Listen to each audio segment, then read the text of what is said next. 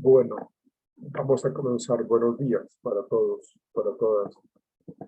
Antes de iniciar, eh, les quiero recordar que estén haciendo la lectura del libro de Gulfo a la carga, de Ken Blanchard, y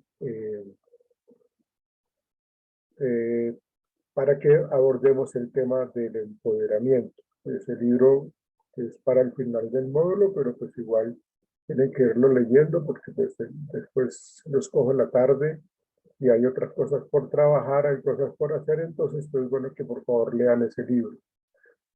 Y lo otro es, necesito que ustedes vayan ya trabajando la creación de su empresa, una empresa que tenga cada uno de los temas que hemos venido trabajando. Entonces necesito que vayan ustedes creando el nombre de la empresa, el logo y el eslogan. Y que pues bueno, vayan como mirando cuáles son por qué lado se van a ir, qué sector, qué área de empresarial de pronto ustedes van a asumir, ¿no? Si es una empresa de servicios, si es una empresa de bienes,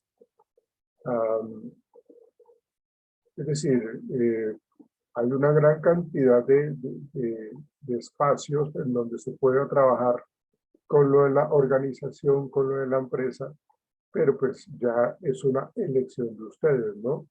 Si quieren colocar una empresa de estudio fotográfico o unas comidas rápidas o una boutique o un salón de belleza, bueno, lo que ustedes consideren puedan generar eh, a manera de creación de la empresa. Entonces, les voy diciendo esto para que ustedes lo vayan haciendo. Se pueden hacer en grupos de 3 personas para que vayan haciendo eso. Entonces necesito que vayan creando los grupos de 3 personas y cuál sería el nombre de su empresa, cuál sería el logo, cuál sería el eslogan, ¿no? Tener en cuenta lo de la misión, la visión, los objetivos, todo lo que tiene que ver con la cultura organizacional, todo lo que tiene que ver con el comportamiento organizacional, el aprendizaje, que es lo que hemos estado viendo hasta el día de hoy, o hasta el día de ayer. Entonces, por favor, para que lo vayan pensando y hagan una primera, como un primer esbozo, una primera presentación, entonces para que no les vaya a coger tampoco el tiempo. Porque a medida que pasa el tiempo en el módulo, pues se adquieren mayores responsabilidades en cuanto a las tareas y parciales y toda esta cuestión. Entonces, por favor, ténganlo presente.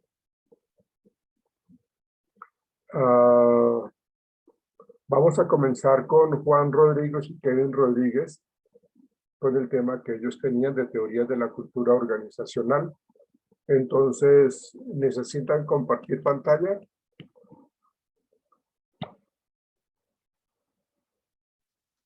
No, pero Ok, listo. Entonces, los escuchamos, muchachos. Pues bueno, entonces, voy a comenzar por la cultura organizacional. Entonces, la cultura organizacional es la tendencia más notable en el campo de los estudios organizacionales. El término cultura se ha convertido en la palabra obligatoria del lenguaje de los círculos gerenciales.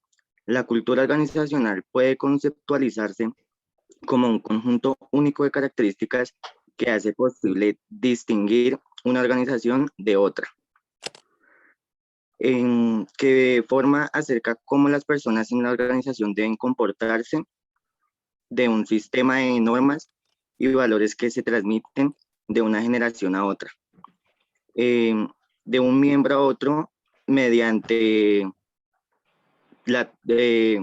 ¿cómo decirlo? Mediante ¿cómo es que se llama esto? La comunicación mediante el Sí, aprendizaje. la comunicación, sí. Entonces, bueno, de un proceso de asociación y aprendizaje. Los tipos de cultura organizacional de Ansoff, pues Ansoff es una figura prometidente en la administración estratégica, pues ahí es donde aborda el tema del framework. Entonces, Ansoff hace una propuesta analítica y práctica que utilizando herramientas cualitativas y cuantitativas se conectan la evolución de la cultura organizacional como parte del proceso de planificación estratégica, sintetizándola y unificándola en un enfoque íntegro para resolver el problema estratégico organizacional desde una visión total.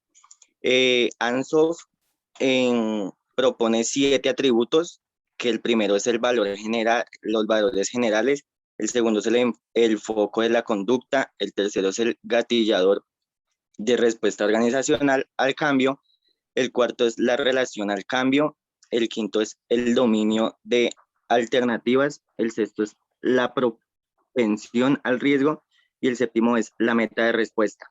Ese autor también da 4 opciones tipológicas que son la estable, la relativa, el anticipado y la iniciativa.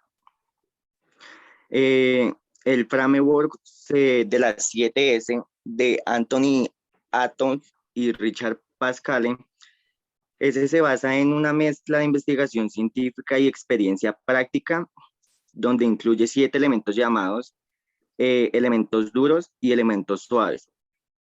Los elementos duros son la estrategia, la estructura y los sistemas.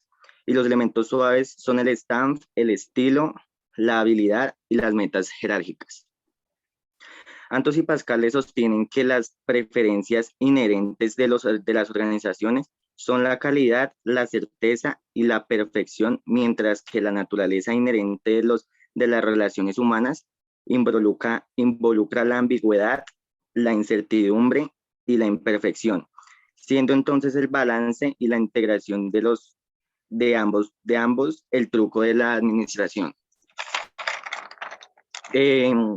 Después sigue el modelo de Thomas Peters y Robert Waterman, en el que se basan en las creencias de la existencia de una correlación entre culturas corporativas fuertes y desempeño organizacional, y en la capacidad de la cultura de la organización que debe ser fortalecida por los gerentes. Esos autores dan a la labor algo como una estrategia, una estructura, los sistemas, el stamp, habilidades y el estilo. Estos autores también desarrollan un set de 8 atributos a las compañías excelentes e innovadoras, que son una distorsión para la acción, cercanía en el cliente, autonomía y emprendimiento, productividad a través de la gerencia de la gente, motivados por el valor y lo logrado, y se mantienen en un asunto las formas simples, las propiedades simultáneas, sueltas y firmes. Otros autores del framework son Terence Dell y Alan Kennedy, que ellos concluyen que las personas que trabajan, desarrollan y construyen compañías exitosas e invariablemente que despliegan grandes esfuerzos para crear culturas sólidas en sus organizaciones. Los autores ven la cultura conformada por 5 elementos: el ambiente de negocios y los factores claves del éxito, los valores del líder, los visionarios o héroes que crean la cultura, los ritos y los rituales y la red cultural. Estos autores también se basan en 4 modelos culturales de riesgo, que son la cultura del tipo duro macho, la cultura del trabajador duro, jugar duro, la cultura de apostar la compañía y la cultura de procesos. Después vemos el modelo multicultural de dimensiones de las actitudinales de Head Hofstede, que es el diseño de inverse, él diseñó una investigación en donde buscó controlar variedades individuales y organizacionales, de modo que cualquier diferencia revelada en actitudes o valores pudiera ser atribuida a diferentes culturas. Hofstede enfatiza la importancia de las diferencias culturales en los aspectos del comportamiento organizacional. De la conducta del grupo, del estilo, del liderazgo, la administración del conflicto y pues muchos más otros que dice él. Él tiene él basa su teoría en 4 dimensiones, que son el poder y la distancia, la evitación de riesgo, el individualismo y el colectivismo, la masculinidad y la feminidad. Y Kevin.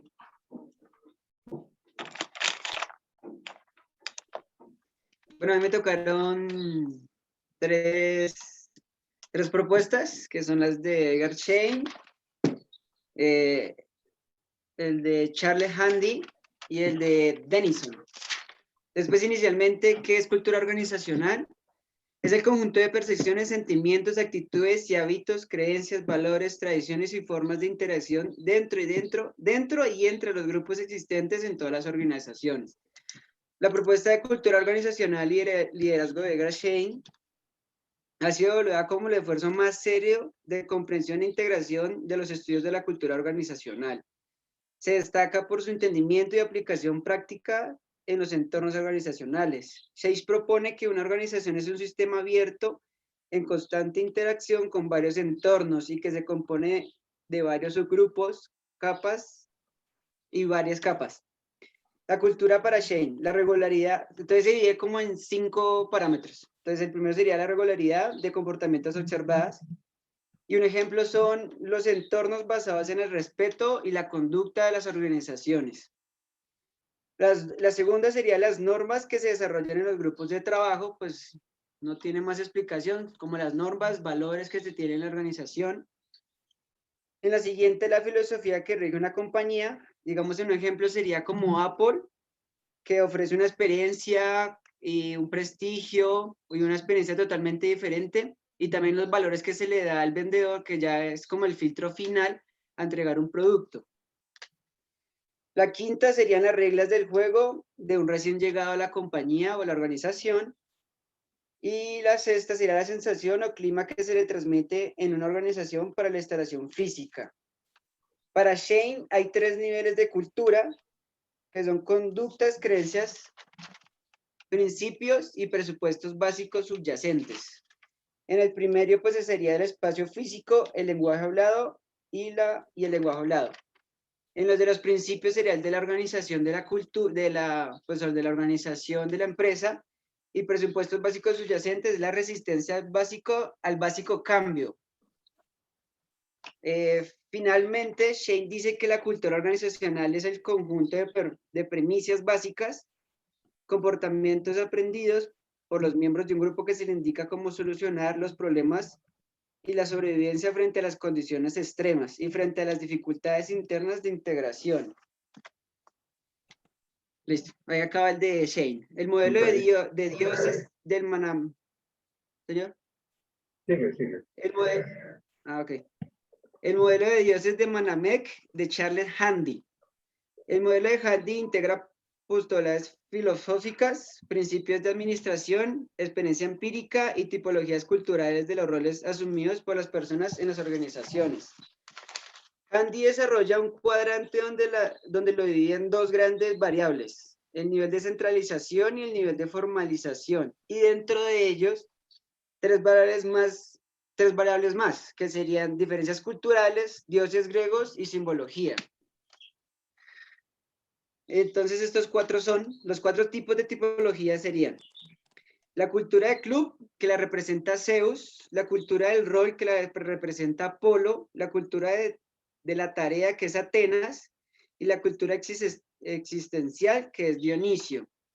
En la primera, la cultura del club, la cultura del poder, que la representa Zeus, Esta cultura se caracteriza por ser un liderazgo, ser autoritario, también se destaca porque está estructurada y jerarquizada en torno a la autoridad máxima. La representa Zeus, bueno, dice, es el dios del panteón griego, señor de los dioses, que hace reinar el orden y la justicia. Un ejemplo claro de esto sería una de las empresas más grandes, no sé, podemos decir Amazon, o Apple, que el líder, el de más arriba, siempre está muy presente, está activo frente a entre los operadores, por decirlo así. Por eso son que tienen más éxito y son más fuertes y no tienen miedo al cambio, por decirlo así. El siguiente es la cultura del rol. Esta cultura está organizada y generalmente tan poco imprevisible que al recibir fuertes cambios en su estructura se ven tan afectadas e ineficientes en sus decisiones a corto plazo. Esa es la gran diferencia que tiene con la primera, que no es que sean débiles, sino que son como tan organizadas y tienen todo como tan dispuesto, o sea, todo está tan organizado que si tiene un cambio brusco, toda la estructura se ve muy, muy afectada. La representa pues el dios Apolo, dios griego de la belleza y de la claridad. El símbolo es una estructura es una cúpula que representa, el símbolo es una estructura a donde la cúpula representa las figuras de máxima autoridad, los pilares son las funciones y visiones y la base son las reglas y procedimientos. La siguiente tipología es la cultura de la tarea, cultura del logro y la tarea. Esta cultura se centraliza en la realización de soluciones de problemas complejos donde las capacidades y habilidades son el fuerte y es donde la unión de trabajadores siendo consciente de saber dividir funciones para sí mismo demostrar habilidad y competitividad y veraz.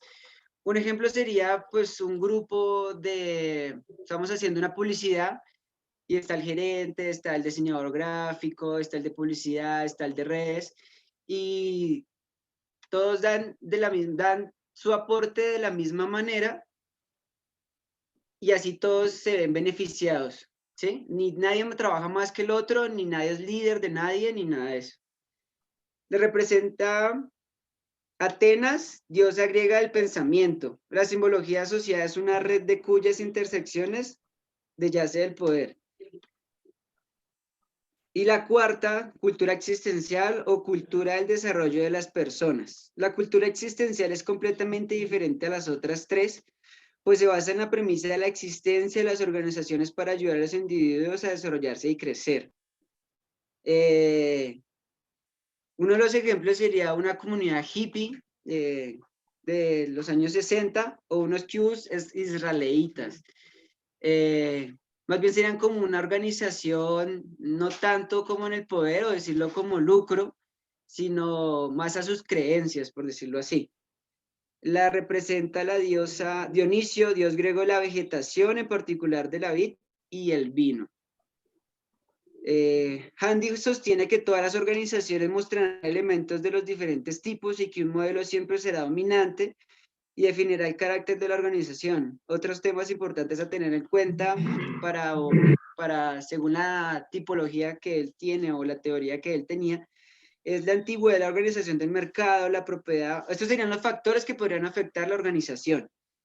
La antigüedad de la organización del mercado, la propiedad de la compañía, el tamaño de la organización, el costo de las inversiones, las metas organizacionales, las características de entorno organizacional, las personas claves de la organización. Y bueno, ya por último, sería el modelo de Denison. Este es un modelo circular que se divide en 4 y en cada punto, por decirlo así, se divide en otros 3.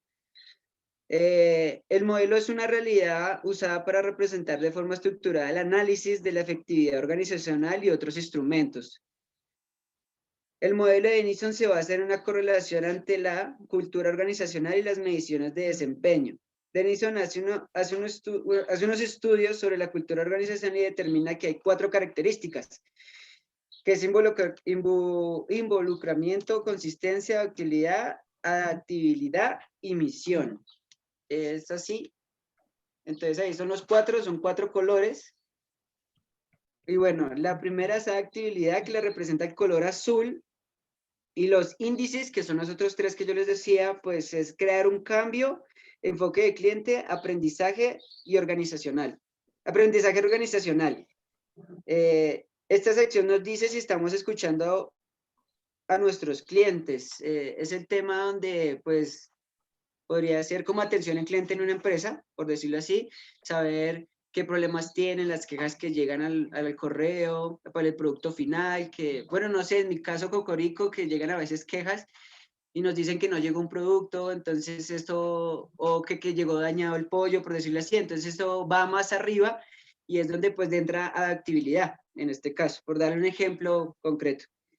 El siguiente es la misión, que es el color rojo, y sus índices son la dirección estratégica, objetivos y metas de la empresa y visión. Esto nos ayuda a saber qué camino o cómo va la empresa hacia el futuro para alcanzar sus metas. El siguiente es el involucramiento, empoderamiento, la orientación y equipos y el desarrollo de capacidades. Este nos dice si nuestros colaboradores tienen sentido de pertenencia, si están comprometidos con la compañía y sus objetivos.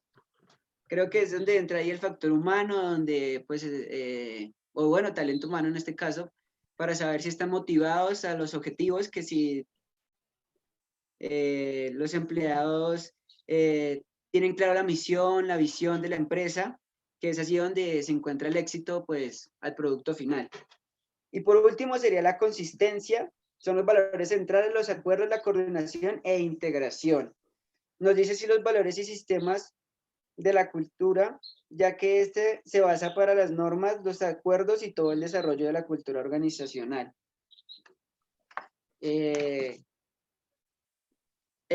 resultado final de este modelo de Denison es darle un porcentaje a cada punto para asimismo, pues la suma de los totales, saber dónde se está fallando y de dónde puede la empresa mejorar frente a la organización. Eso sería todo. Bien, muchachos, gracias. Como ustedes se dieron cuenta, pues se enfoca un poco el tema en la cultura desde la gerencia, cómo la gerencia está tratando de establecer la cultura de un momento del inicio de la organización hasta la fecha, ¿no? Entonces, se mencionan varios aspectos que ya los conocemos, que están muy arraigados con el aprendizaje, que están arraigados con los valores, que están arraigados con la percepción que tienen los trabajadores de la organización y cómo los gerentes también tienen como esa forma de comprender, de entender y de analizar el comportamiento de los trabajadores. Pero no solamente los trabajadores, sino también un poco el entorno laboral, la parte de la estructura organizacional en cuanto a su parte física, cómo está diseñada, y eso tiene mucho que ver con la cultura. ¿Sí? Hace que la gente se sienta supremamente identificada para poder laborar y tener toda una serie de motivaciones de acuerdo a la estructura misma de la organización. Me refiero a lo físico. ¿Sí? Bien, muchachos, seguimos con Vanessa, por favor. ¿Vas a compartir, Vanessa? Ahorita cuando terminemos un video. ¿Vas a hablar y luego vas a presentar un video? Sí, señor. Bueno, me avisas, por favor. Bueno. Vale. Buenos días, chicos. Buenos A días. nosotros nos tocó los valores organizacionales. Entonces voy a empezar con un pequeño resumen de qué es. Los valores son las creencias de los individuos y la ética es la expresión de estos valores.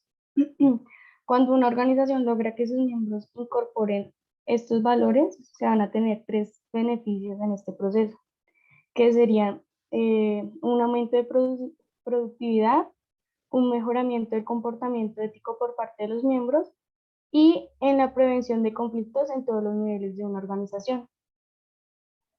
Para poder lograr estos 3 beneficios, se requiere que en la organización se conozcan claramente los valores y cada miembro los adopte a sí mismo. Entonces, para hacerlo más eficaz, se necesitan 3 maneras, que es, 1, lograr que los líderes muestren con hechos el comportamiento que ellos esperan, así como decía el profesor en la clase pasada, que si yo quiero que mis trabajadores no lleguen ebrios, pues yo tampoco voy a llegar ebrio al trabajo. Segundo, es reforzar el sistema de recompensas y castigos de la organización. Y el tercero, capacitar constantemente a cada miembro de la organización en los valores que se desea que los miembros adquieran. Entonces empecemos con la definición de cada término. La definición de ética es el comportamiento que nosotros tomamos o hacemos y refleja nuestros valores, como el compromiso, la puntualidad, el respeto. La definición de valores es algo, como así que algo es como un principio o una cualidad. Los valores determinan lo que es correcto en contraste de lo que no es correcto, como lo que es bien y mal, por decirlo así. Cada ser humano, bajo la influencia de las circunstancias que adquieren en su vida personal o laboral, van adquiriendo y escogiendo los valores. Por ejemplo, a todos los que más nos influyeron en la formación fueron, o sea, los valores fueron nuestro papá o nuestra mamá o nuestros tíos. Cualquier valor, el respeto, la honestidad.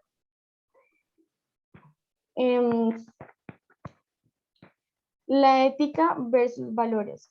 Hay 3 grandes diferencias entre estos dos términos, que son, en los valores son pasivos, son expresados en términos general y están dentro de cada persona.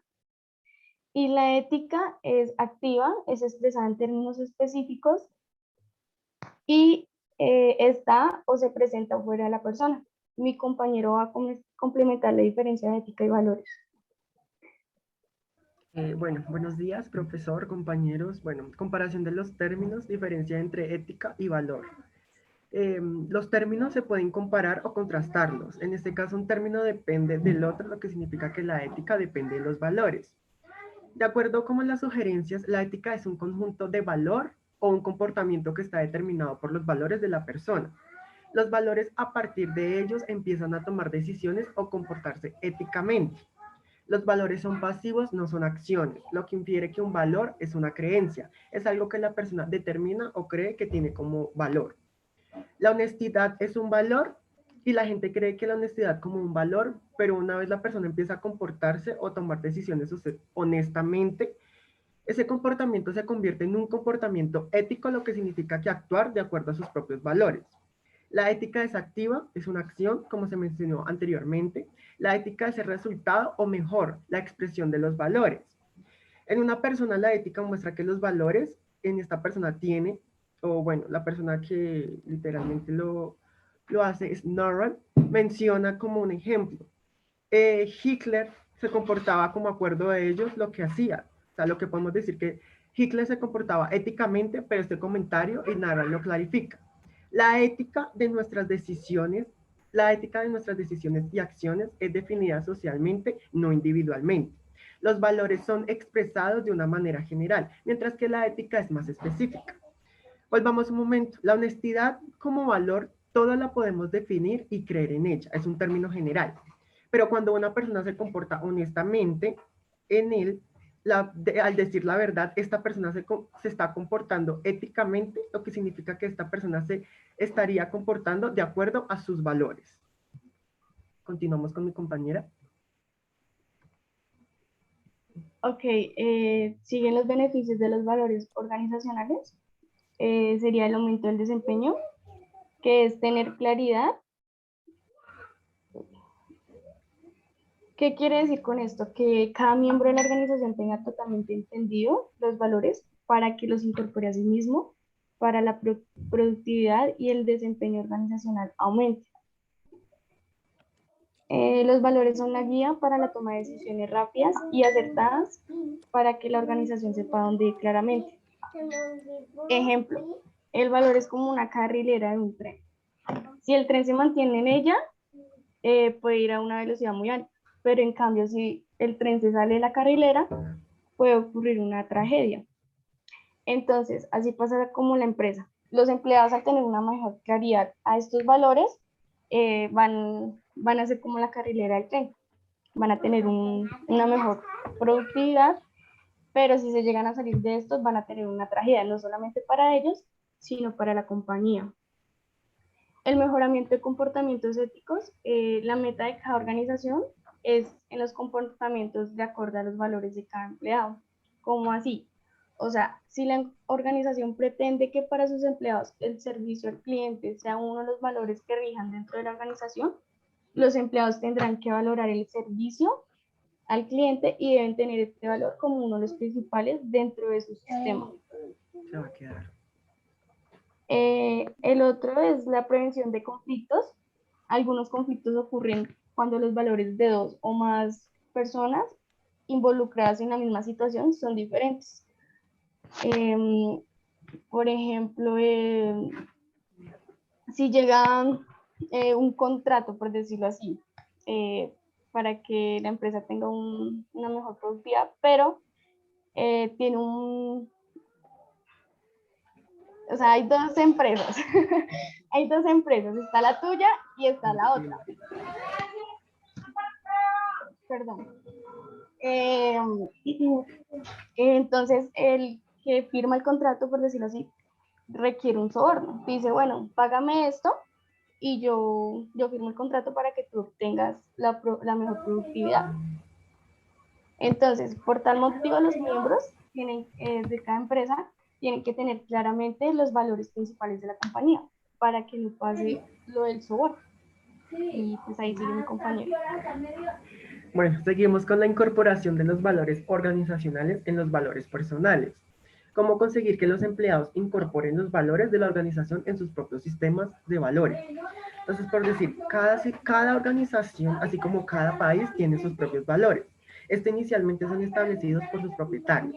Al establecerse la organización, los propietarios deberían o deben instituir los valores de la organización, que la guiarán hacia la consecución de su visión o mejor de su futuro deseado. Como dice Rob Kitch, los individuos tenemos todos los mismos valores, pero establecidos o escalafonados en su sistema o escala. Lo que se debe lograr que la compañía es que los valores organizacionales sean adoptados e incorporados en el sistema de valores. En cada miembro de la organización no se trata ni de cambiar ni de eliminarlos, sino de adicionarlos. Se puede explicar mejor así. Si una organización, la estrategia es la atención al cliente y uno de sus empleados no tiene este valor, obviamente van a existir inconvenientes con este empleado. Lo que la entidad tiene que hacer es lograr que este empleado incluya dentro de sus valores principales el valor del servicio al cliente. Hay una persona que se llama Cobbs, menciona que los empleados que se logran adaptar a los valores organizacionales serán más efectivos. Tanto los empleados como la organización en general deben dirigirse hacia la misma dirección. La alineación de los valores en la organización en general deben dirigirse hacia la misma, sí, es como lo mismo, la dirección. Para el éxito de la organización Cook Market, y bueno, dice el mismo nombre, Cook Market y Cook Market, menciona que el presidente de Levi Strauss y Co. Robert Hubbs una vez dijo que la alineación entre los valores organizacionales y los valores individuales es el punto clave para el éxito en las organizaciones. El desempeño laboral mejora cuando sus miembros tienen los mismos valores, que en este caso son las organizaciones. Como lo menciona Cobbs, como lo dije anteriormente, si la organización puede estabilizarse y tener valores comunes entre todos sus miembros, crecerá y tendrá éxito. Este crecimiento debe ser para lograr el futuro que la corporación ha escogido tener. Existen 3 maneras básicas de lograr alinear los valores individuales, con los valores organizacionales mostrando el camino a seguir, cambiando y creando nuevas políticas y capacitando a los empleados y promoviendo los valores organizacionales. Mostrando el camino a seguir es como la siguiente parte. La primera y más efectiva de ayudar a los empleados a alinear los valores de su organización con las personas es mostrándole cómo hacerlo y el resultado que se obtiene cuando se logra. Básicamente, el líder lo que logra en esta parte es la alineación de sus seguidores, mostrándole el camino a seguir en otras palabras. Cruz Markets menciona que los líderes dan el ejemplo, proveen un modelo a seguir y también mencionan que los empleados quieren ver en acción y experimentar los valores diariamente. Ellos no quieren solamente escuchar a sus líderes hablar de ellos. Una de las 5 prácticas que hay de liderazgo mencionadas por Cubes y Posner es modelar el camino. Después de una investigación de muchos años y más de 70,000 líderes encuestados, en una entrevista, Jim Cubes y Barry Posner llegaron a la conclusión de que existen 5 prácticas. Desafiar el proceso, habilitar a los demás para que actúen y alentan el corazón, apoyando el estudio de Cubes y Posner, Pellier y Blythe. Dicen que el comportamiento de los líderes es un mecanismo. Cambiando y adicionando políticas es la siguiente. La segunda forma o manera de lograr alinear los valores de los empleados con los valores de la organización es a través de las políticas que tiene la entidad, es decir, leyes y normas sobre las cuales se desenvuelven para lograr este cambio. Todos sus miembros deben conocer y entender, identificar los valores organizacionales. Cada organización debe tener un código de ética que muestre sus valores. Este proceso comienza en la política y reclutamiento. La organización debe contratar personal que tenga sino los mismos valores muy similares a los de ella. Esto le ahorraría tiempo y dinero, ganarían tiempo por el entrenamiento que no se le ofrece al empleado. El tiempo, señor. Nos va a cumplir el primer corte, nos queda menos de 1 minuto. ¿Prefieres que terminemos acá y retomamos una vez? ¿Regresemos? Para que le demos continuidad, ¿no? Y ya retomamos porque creo que ustedes tienen, Jonathan y Vanessa, creo que tienen un video, entonces pues vamos a parar acá y ya retomamos contigo, Jonathan. Bueno, listo, sí, señor. Ya nos vemos, muchachos.